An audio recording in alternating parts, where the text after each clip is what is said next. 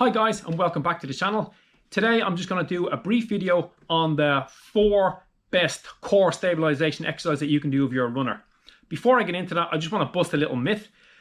We talk about this and I've used the word core stabilization, and what these exercises do is they don't supply you with any sort of increased stability across your lumbar spine, low back, or across your pelvis, because an instability across the area as a root cause of pain is just a myth. There's absolutely no scientific research to back up that an instability is going to cause any pain.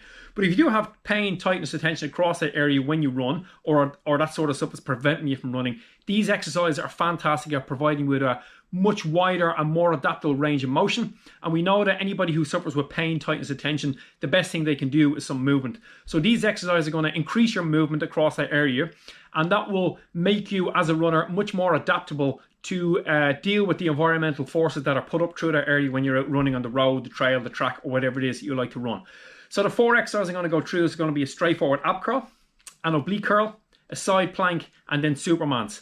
So these exercises have been proven by scientific research over the last 40 years that these are probably the best exercises that you can do in terms of reducing or preventing yourself from getting any sort of low back pain, tightness, or tension. The first exercise I'm going to do is just a straightforward ab curl. I'm going to do that for 10, and then from there I'm going to go straight into an oblique curl. So we'll do 10 oblique curls, and then from there I'm going to turn onto my side. I'm going to go into a side plank. I'll show you 2 different ways of doing the side plank, and then we'll finish up with showing you how to do the Supermans. So all fairly straightforward, fairly easy to do.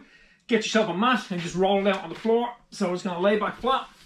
And what I'm going to do is, I like to keep my hand across my abs so that when I curl up, I can feel the tension coming into them. And once I feel that tension, I know I'm doing the right thing. From there, we lay back flat and we're just going to curl up. Deep breath in and breathe out. And just up and down, straight forward for 10 reps. 6. And what you want to do is just get 30 degrees, or if you just get your shoulder blades to come off the floor, then you know you've come far enough. That's it. One more. And relax. From there, I lay back flat. So that's getting me loads of flexion and extension going across that lumbar spine. Now to add in a little bit of rotation, I'm just going to bring one leg up on the other. Keep my right hand, so my right leg is up, right hand is on the ground, left hand is beside my head, and I'm just going to rotate across for 10 reps. So now I'm adding a little bit of rotation into that, as well as the flexion and extension. Again, deep breath in on the way down, breathe out as you come up. And all you want to do is get that left shoulder blade to come off the ground, and then you know you've gone far enough. Just one more. Good, and relax. And just to see that from the opposite direction, switch legs. My left leg is up, left arm on the ground, right arm comes up. 10 reps going across. From there, I'm going to move up into what we call the plank, side plank. So I'm going to keep my knees bent to start with. My elbow is underneath my shoulder, and then what I do is I just lift up and just hold in that position. So that's a fairly simple, fairly straightforward way of doing the exercise. If you want to progress that, make it a little bit tougher, you can bring the 2 legs out and then just lift up and hold from there. I like to bring my arm up perpendicular so it's running like a straight line between the 2 arms. And you're just going to hold that. I would hold it, begin with 20 seconds.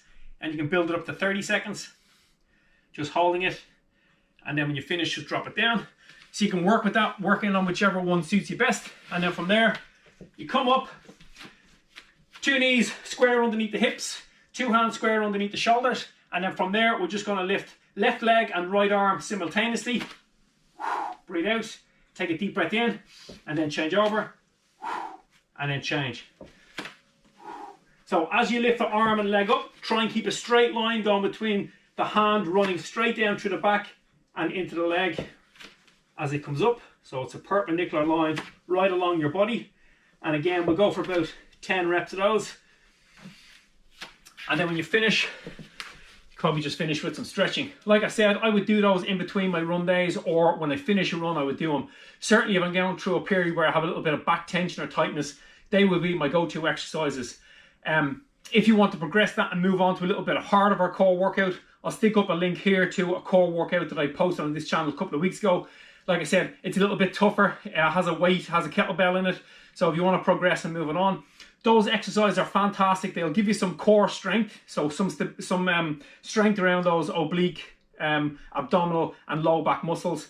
And like I said, just make you much more adaptable and much more able to deal with the strains coming into your body as you pave the pavement, the track or the trail, whatever it is that you run on. Anyway, thanks for watching, guys, and like I say, run far, run fast, but most of all, run sensible.